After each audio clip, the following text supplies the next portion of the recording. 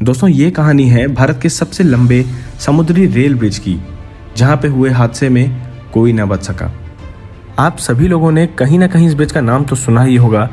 इसका नाम भारत में ही नहीं पूरे विश्व में मशहूर है, जिसे हम पाम्बन के नाम से जानते हैं।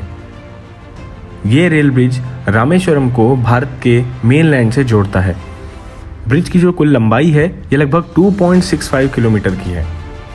ये भारत में ऐसा पहला रेल हादसा था जहां पूरी की पूरी ट्रेन ही बह गई थी और कोई भी यात्री, कोई भी रेलवे का कर्मचारी नहीं बचा था। सबसे पहले जान लेते हैं कि पाम्बन का ये ब्रिज है कहां पर। यह है हमारा प्यारा भारत, और अगर हम लोग इसमें तमिलनाडु राज्य की ओर बढ़ें तो आप लोग देख पाओगे कि समुद्र के काफ़ी करीब अगर कोने तरफ जाएं तो आपको मंडपम नाम की जगह देखने को मिलेगी। यहाँ बगल में श्रीलंका भी है, लेकिन और करीब पहुँचे तो आपको रामेश्वरम आइलैंड देखने को मिलेगा। और ये रहा इंडिया की ओर का जो सबसे कोने वाला हिस्सा, जिसे हम मंडपम नाम से जानते हैं, और जो बीच का जो नीला हिस्सा आप देख रहे हैं ये है समुद्र।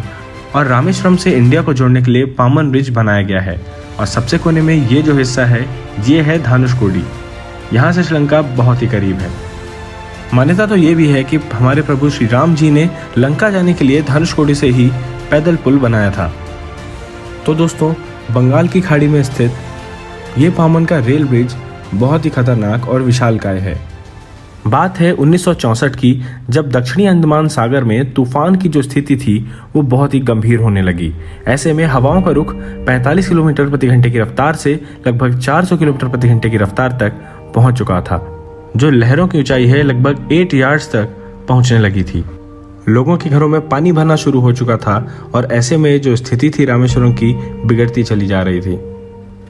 ट्रेन नंबर 653 जो कि एक मीटर गेज पैसेंजर थी, वो मंडपम से धनुषकोडी की ओर बढ़ रही थी, पर सिग्नल में खराबी के कारण और मौसम खराब होने के कारण हमारे जो लोको पायलट हैं उन्होंने ट्रेन को आउटर में ही रोक दिया।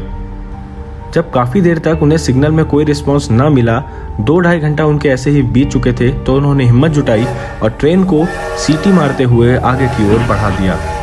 और वहाँ धनुषकोडी में एक स्टीमर इंतजार कर रहा था कि कब यात्री यहाँ पहुँचेंगे और वो उन्हें लेकर के श्रीलंका की ओर बढ़ जाएगा।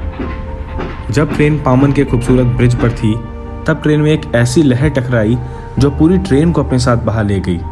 लगभग 110 यात्री, 5 रेलवे कर्मचारी, ऐसा तो रेलवे के आंकड़ों के हिसाब से है, पर कई ऐसे यात्री भी जो बिना टिकट यात्रा कर रहे थे, जो उस ट्रेन में सवार थे, किसी को नहीं मिले।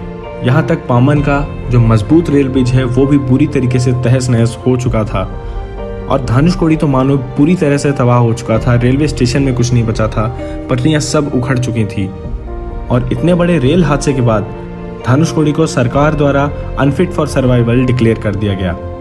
हमारी भारतीय रेलवे की ट्रेनें अब केवल रामेश्वरम स्टेशन तक ही जाती हैं, लेकिन खुशखबरी ये है कि रेलवे का नया अप्रूवल आ चुका है, जिसमें रामेश्वरम से धनुषकोडी के लिए रेल लाइन का निर्माण फिर से किया जाएगा। तो दोस्तों, अगर आप लोग रामेश्वरम के ऊपर वीडियो देखना चाहते हैं तो लिंक डिस्क्रिप्शन में दिया हुआ है, वहाँ पे मैंने स्टेशन को रिव्यू किया है और आप वहाँ पे स्टेशन को काफ़ी अच्छे से समझ सकते हैं। बाकी अगर आप किसी और हादसे के बारे में जानना चाहते हैं भारतीय रेलवे से जुड़े हुए, तो कमेंट सेक्शन में लिखिए, वो वीडियो भी जल्दी मैं आप लोग के सामने लेकर के प्रस्तुत होऊंगा।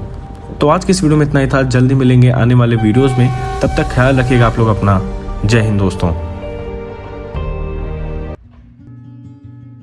मेरी ट्रैवलिंग अपडेट्स के लिए और मुझसे करीब से जुड़ने के लिए इंस्टाग्राम में मुझे फॉलो करना बिल्कुल ना भूलें। अगर आप चैनल पर नए हैं तो सब्सक्राइब करिए, ताकि आपको ऐसे ही और बहुत सारे वीडियोस मिलते रहें। Thanks for watching.